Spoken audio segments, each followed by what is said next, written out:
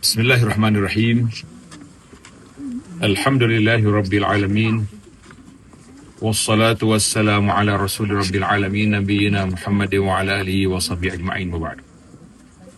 Alhamdulillah, pada pagi yang sejarah ini 12 hari bulan 11 25 kita sampai ke Ad-Darim tu, dan kita sampai ke menziarahi Syekh Abu Abdullah Ad-Darimi. Seperti biasalah setiap orang bila kita pergi ke mana-mana kubur, yang pertama sekali kita kena beri salam kepada ahli kubur. Kalau dia seorang, beri salam ke dia lah. Assalamualaikum ya Syekh Ad-Darimi. Kalau kita pergi ke kubur awam, kita beri salam umum. Assalamualaikum ya dara qaumin wa inna insyaallah bikum lahiqun. Allah sallallahu alaihi wasallam. Jadi siapakah Imam Ad-Darimi yang masyhur ini? Ini nama dia ada sini. Biasanya mana-mana Tok Syekh dia akan ada gelaran Abi Muhammad. Abu Muhammad. Abu Muhammad. Dia Abi, Abu, Abba boleh baca tinggal. Dia tengok kepada susunan ayat. Kalau kita contohnya An Abi Hurairah. Sekali qala Abu Hurairah. Pasal apa? Agar Arab dia boleh beza. An Abi qala Abu Ra'aitu Abba. Dia ikut dia panggil dia punya error dia. Grammar dia. Kalau kata qala Abu itulah berkata oleh. Itu dia panggil fa'il. Abu. An Abi. Dia majrur dia. An Abi. Sebab tu dia kata, ada setengah orang tanya, pasal apa ustaz ni pelik sekali kata An Abi Hurairah, sekali kata Abu Hurairah, mana so betul nama ni? Abu Hurairah ke Abi Hurairah? Tak jawab kena. Mana ada jawab ni tak? Di sana. Dalam bab nahwu kita suruh tak wahai cerita ni.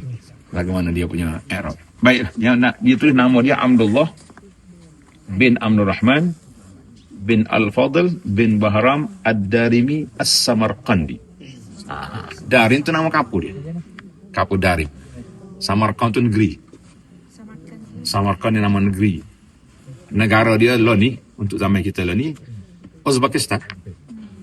Itu nama negeri, Samarkand. Jadi Samarkand ni ramah ulama-ulama tokoh-tokoh. Itu back kita sebentar tabah ni kan. Kita nama-nama senarai tokoh-tokoh yang ada di sekitar Uzbekistan lah. Sama ada di Darimia ataupun di Samarkand ataupun di Bukhara. Jadi dia ni dilahirkan pada tahun 181 Hijrah. Awal lagi tu. 181. Imam Syafi'i tak lahir bila? Imam Syafi'i lain. Tahun bila Imam Syafi'i lahir? Ya? 150. Ini dari ini muda sikit. 181 bersama dengan 798. Wasami'ah. Sami'ah tu mana dia pergi dengan hadis. Dia pergi belajar hadis di Hijaz. Biasanya kalau sebut Hijaz ni, dalam kitab sejarah sirah, itu Mekah, Madinah, Taif, itu kawasan Hijaz. Hijaz. Dia ada kawasan lah. Kawasan Syam. Kalau Syam di mana? Syria, Palestin, Lebanon, Jordan. Itu dia panggil Syam. Bumi Syam. Bumi Syam, yang ni bumi yang diberkati oleh Allah Azza wa Jalla. Itu dia panggil bumi Syam.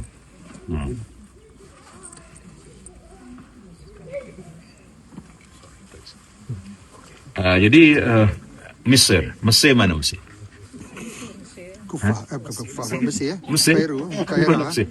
Mesir. Wal Iraq wa Khurasan. Khurasan tu di mana dulu? Khurasan tu empire maksud. Kawasan dia termasuk di sini ni Khurasan.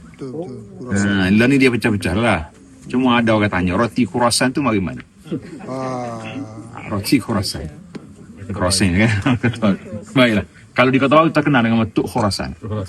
Ulama hadis yang ngajar Kota Baru, salah orang pada Tuk Khurasan. Mana orang mari daripada sini mengembara ke Kelantan. Betul lah ni orang Dubaira di Malaysia tu. Kapan Nabi Nuh mari Malaysia? Ni orang Rom pergi belajar di Malaysia. Nak kata apa? Ialah kita cerita kita dulu. Wa huwa min syuyukhi Muslim. Maknanya Imam Muslim tu murid dia. Murid dia Imam Muslim. Dia kata apa ni? Wastaqda ala Samarkand wa qada qadiyah wahidah. Jadi dia duduk di Samarkand ya, di sini kawasan dia lah. Dan wa kana aqilan fadilan mufassiran faqihan. Mana dari segi ilmu dianya orang bijak, ahli fiqh. Sebab itulah kitab hadis Sunan Darimi Dia susun ikut bab fiqh, Abu Abul Fiqh. Dia macam-macam dalam kitab ni. Ada kalau dikata-kata kalau sunan. Itu biasa dia tu dalam susunan tu. Kalau musnad dia ikut apa ni sanad pula. Dia macam-macam nama kitab dia kan Musnad Imam Ahmad. Sahih dia. Sunan Darimi ni. Jadi alhamdulillah jadi Imam Darimi di antara tokoh yang besar lah. Kalau orang ngaji hadis selain daripada 6 tu, yang dia masuklah Sunan Darimi, Muwatta Imam Malik. Jadi alhamdulillah kita dengar cerita tadi, ramai soalan yang bertanya. Dia kata pasal apa ulama dulu hebat-hebat mari daripada negara yang bukan daripada negara Arab. Negara Tantan ni bukan Arab, Ajam. Dia Ajam ni mari daripada pokok Parsi tu, pokok Ajam lah tu. Parsi. Tidak bahasa Arab. Tapi kebanyakan ulama-ulama lughah Arabiyah, ulama-ulama bahasa Arab bukan orang Arab. Ulama bahasa Arab dia itu di hak pelik satu ya, Malaysia ya pelik. Orang Malaysia tak ketika cakap Melayu. Hatu hak pelik dunia dia. Seluruh dunia rasa pelik dengan Malaysia. Bukan nak buku Malaysia luar negara nak ayat pelik. Orang lain, orang itu bukan Arab, dia ngaji bahasa Arab, dia jadi pakar bahasa Arab. Menjadi rujukan. Hanya ke ulama-ulama lughawi bukan Arab. Masa tu tubik nama pelik-pelik Ibnu Junni, apa lagi nama ulama-ulama lughah tu. Dia kata tidak orang Arab. Namun begitu, tadi kita dengar sejarah, dia kata kerusakan yang berlakunya mari daripada pokok Tatar. Pokok Tatar, pokok Genghis Khan. Kau tak payah dia cerita dia. Atambah khusyuk. Kita ulang balik. Maknanya pokok Tatar bila masuk, di antara kejahatan yang dia buat selain daripada dibunuh orang-orang Islam yang hebat-hebat, apa lagi dia buat? Dia bakar kitab-kitab. Kitab dibakar. Kemudian penjajahan kali yang kedua dijajah oleh pokok Soviet. 70 tahun dia kata duduk di bawah Rusia. 70 tahun. Dia lepas pada tahun 1991. Waktu tu Ana masih lagi di Madinah. Dan pada tahun berikutnya Universiti Madinah pergi ke negara Tantan ni. Dia bawa 200 orang pelajar daripada sini. 200 pelajar yang diambil yang boleh ngaji Quran aja.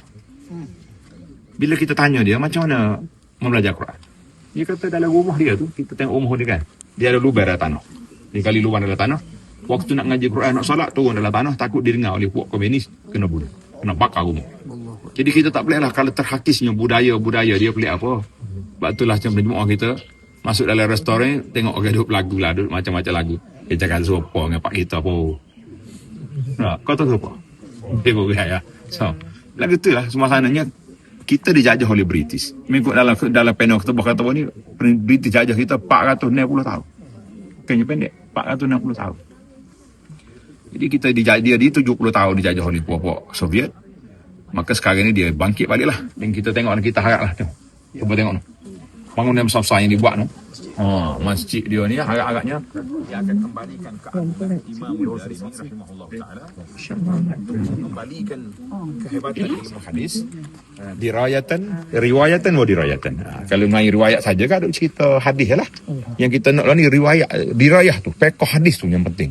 Jadi kita insya-Allah mudah-mudahan Allah Taala beri dengan keberkatan ilmu Al-Imam Darimi ini dengan pusat yang bahasa yang besar ni, bukan menjadi tempat pelancongan turis untuk jalan healing je, tapi kita mengharapkan dia akan jadi satu tempat apa? Tengok macam mana. Tempat pusat ilmu hadis sunnah yang menyebarkan sunnah Nabi sallallahu alaihi wasallam. Kita nampaklah cara dia tu. Ni masjid dah. Mungkin ni komplek lain ni, mungkin macam dia di Bukhari mana kan? Dia akan buat, dia tulis Darul Hadis. Dia akan buat. Agaknya begitulah. Allah Taala kembalikan kegemilangan sebagaimana gemilangnya ulama-ulama zaman dulu, akan gemilang balik ulama hadis di zaman kita kemudian ni, dan akan tersebarlah amalan-amalan sunnah Nabi sallallahu alaihi wasallam ke seluruh pelosok dunia insya-Allah. Itulah taklimat kita rengkah-rengkah di Darimi ini. Alhamdulillah.